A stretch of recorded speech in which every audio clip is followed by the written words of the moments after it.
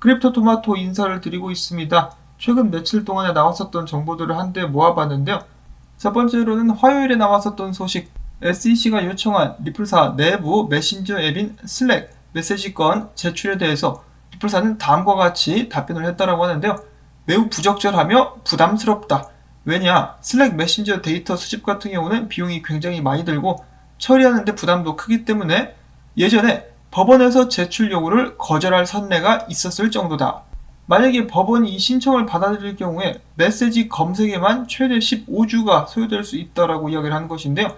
어찌 보면은 SEC의 또 다른 시간 끌기 작전이 아니었을까라고 다시 한번 생각을 해볼 수가 있겠고, 여기 나와 있다시피 비용과 수고가 어마어마하다라고 하는데 이것을 전부 다 리플사 측에서 부담을 해야만 하는 것이죠. 자, 그래서 법원의 리플사 측에서는 그들의 요구를 받아들이지 말라라고 요청을 하고 있는 상황입니다. 그리고 SEC 같은 경우는 특별히 리플사의 직원들 중에 코리 존슨을 포함한 마케팅 팀의 3명, 그리고 파이낸스 팀, 이 회계팀의 3명, 그리고 CTO와 일하는 워렌 앤더슨 등등의 이 슬랙 메시지 건을 조금 더 구체적으로 요구하기도 했었다라고 합니다. 지금 참고를 하고 있는 영상은 제레미 호건 변호사의 최근 영상이고요. 얼마 전에 소식에 나왔다시피 이 소송에 관련해가지고 스케줄이 다음과 같죠. 8월 15일까지 문서 중심의 증거 수집이 마감이 되었고요. 10월 15일까지는 전문가들의 증언을 토대로 한 증거 수집. 이를 위해서 양측은 전문가들을 찾아서 이제 법정에 데려오게 될 것이라고 하는데, 이 과정 속에서 변호사들은 그들보다 더 똑똑한 전문가들을 고용해가지고 자신들의 주장을 강화시키는 데 노력을 하게 될 것인데, 변호사들은 자신들이 이해하지 못하는 부분을 변호사들을 통해서 이 변호사들보다 이해가 더 떨어지는 판사들에게 설명하는 시간이다라고 우스갯소리로 농담을 하기도 했었습니다. 자, 일단 스케줄이 이렇게 잡혀있는 상태에서 만약에 리플사 측에서 우려하는 대로 이 법원에서 슬랙 메시지 요청권을 받아들이게 된다라면은 해당 스케줄에 또 차질을 빚게 되지 않을까라는 우려도 약간 해볼 수가 있겠는데, 판사가 이런 부분은 알아서 결정을 하게 되겠죠. 자, 그리고 추가적으로 SEC는 리플사에게 이거 내놔라 저거 내놔라 하고 있지만은 아직까지도 판사로부터 2번이나 명령을 받은 비트코인이나 이더리움, XRP 관련 내부 문서, 회의 문서를 단 한 건도 리플사에게 넘겨주지 않은 상태라고 합니다. 그래서 이를 요구하는 리플사의 문서가 제출된 상황인데, 해당 문서에는 다음과 같은 부분이 첨부가 되어 있었다라고 합니다. 리플사 측에서는 이야기하기를, 우리는 증거를 찾는 디스커버리 과정 속에서 SEC가 XRP가 판매되던 당시 암호화폐들과 XRP가 증권법 안에서 관리가 되어야만 하는지 아닌지에 대해서 확실하게 알지 못했었다라는 것을 알게 되었다. 이 부분에 대해서 제레미 호건 변호사는 이야기하기를, 리플사 측에서 정말 이에 대한 이 SEC가 그때 당시 암호화폐에 대해서 제대로 된 기준을 갖지 못하고 있었다는 것에 대한 증거나 관련자의 진술을 확보했기를 바라야만 할 것이다 라는 말을 덧붙이기도 했었습니다. 자, 그 다음으로 넘어가가지고 많은 사람들이 기대를 하고 있었던 윌리엄 힌먼 전 SEC 기업 금융국장의 증인 출석 관련 서류가 공개가 됐다라고 합니다. 이 자리에서 윌리엄 힌먼은 다음과 같이 증언을 했다라고 하는데요.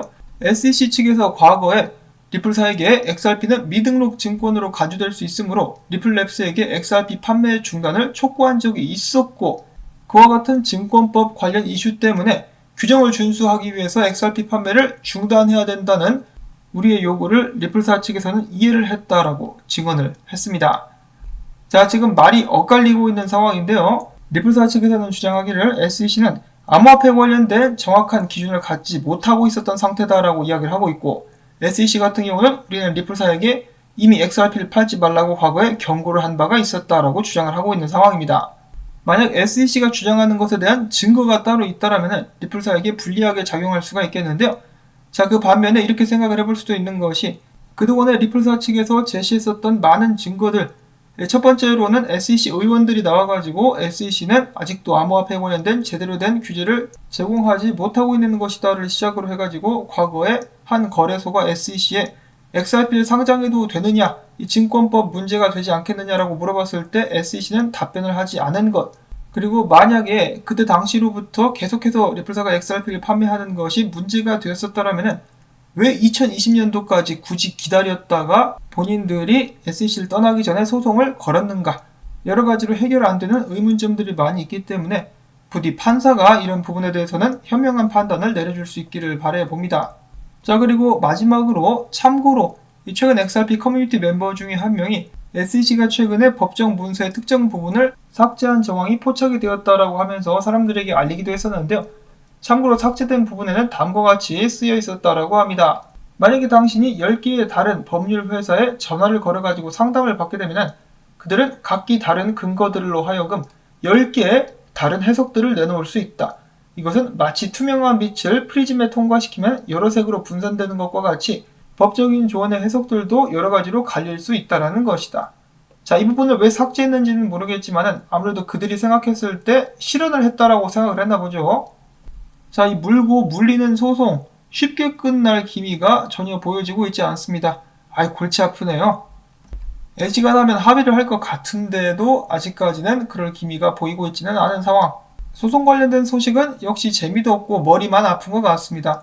하루빨리 이 상황이 끝날 수 있기를 바라보고 좀 좋은 소식들, 예를 들어서 제드메이켈럽이 XRP를 다 팔았다라든지 그런 소식들이 나올 수 있기를 바라보면서 저는 여기서 인사를 드리려고 합니다. 도움이 되셨다라고 생각하시는 분들께서는 부디 토마토밭에 물주기, 광고 재생 부탁을 드리면서 저는 다음에 새로운 소식 가지고 인사를 드리도록 하겠습니다. 안녕히 계십시오.